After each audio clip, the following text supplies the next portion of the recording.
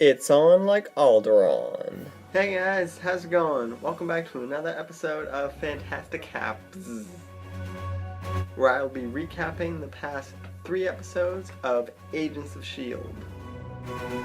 A lot has been happening in these past 3 episodes in terms of character development, and I'm really excited to talk about it with you. The first episode is simply titled Bzzzt. Actually, it's Fzzzt.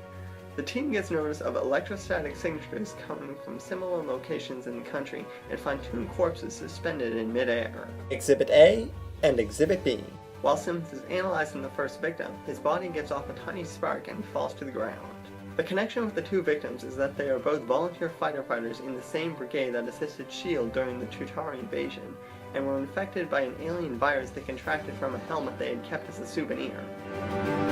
Having knowledge of this, the team goes to the firehouse in hopes of saving anyone else before the pathogen is passed on to the next victim. Unfortunately, when they arrive, someone's already been infected and soon after emits the spark that takes his life. Back on the bus, Simmons is explaining to Coulson what she has discovered about the alien virus when one of the lab instruments begins to float behind her. That spark that emitted from the first victim's body that Simmons was analyzing was the virus transferring from one host to another. Simmons calmly yet frantically searches for an antiserum to the disease that will eventually kill her and blow the plane straight out of the sky.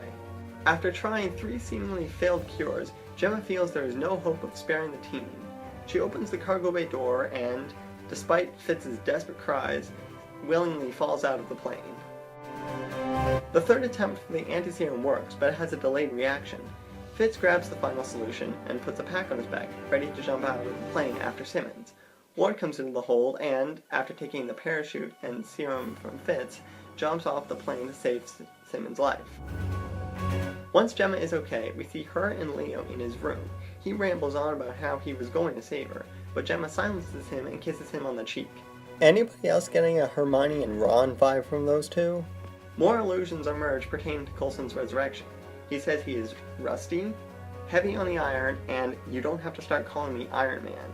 He outright says that he died, and we physically see the wound from when Loki stabbed him with the scepter. I don't know about you, but I want some answers. Moving right along to the next episode, titled The Hub. The team is called to the Hub for a level 8 mission which requires Ward and, to Grant's delight, Leo Fitz. Skye is keen to discover what happened to her parents, but Coulson warns her against going digging on her own and offers to make an inquiry in her stead. However, she's not down with being kept in the dark, so she enlists Gemma's help to break into the S.H.I.E.L.D's secret files, and while searching for a redacted document, discovers that the mission that Ward and Fitz are on has no evacuation plan.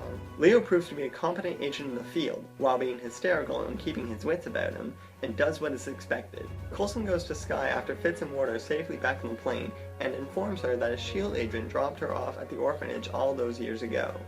I'm really curious as to see what's going to happen with this, since we haven't seen much of Skye's past so far in the season. The final recap I will be doing right now is titled The Well. This episode opens up on the S.H.I.E.L.D. team cleaning up the wreckage in London that Thor left at the end of Thor the Dark World, connecting the TV show to the movie, which I think is pretty awesome. A couple of teenagers find a metal rod with Asgardian symbols in a tree that gives them uncontrollable rage and superhuman strength. Elliot Randolph, a professor at a university in Seville, Spain, assists the team in discovering what the markings are on the berserker staff that was discovered in the forest. Elliot is found with the second piece of the staff, and Ward touches it, giving him the same superhuman strength, while simultaneously resurfacing a memory from his past.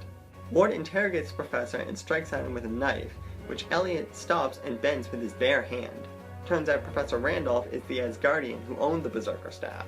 The team finds the last piece of the staff in a monastery in Ireland and is ambushed by a horde of young adults who have all had contact with it. Wielding 2 out of the 3 segments of the staff, Ward plows through the onslaught with ease. As Ward is going into his hotel room for the night, he sees May go into her own room with a bottle of wine, and she leaves the door open. He follows her in and closes the door. I wonder what's going on there. Coulson experiences a small part of Tahiti in his dreams and is apparently terrified. That does it for this episode, guys. I hope you've been watching Agents of S.H.I.E.L.D. along with me and are enjoying the season so far. As always, comment below and tell me what your thoughts are. I'd love to hear from you. I'll have a link in the info below to where I watch these shows so you can go back and maybe pick up on things that I didn't, or just relive the magic. Subscribe to ZXK77 to be notified of all my latest videos, including Geeks Beaks, Fantasticapz, and Stop It Rants, all part of my great vlogging adventure. I've said this before and I'll say it again, I am really loving doing YouTube, and I want to keep doing it. I want to interact with you guys, and I want to put content out that you guys like, so if you have any ideas for stuff you want to see me do, put it in the comments.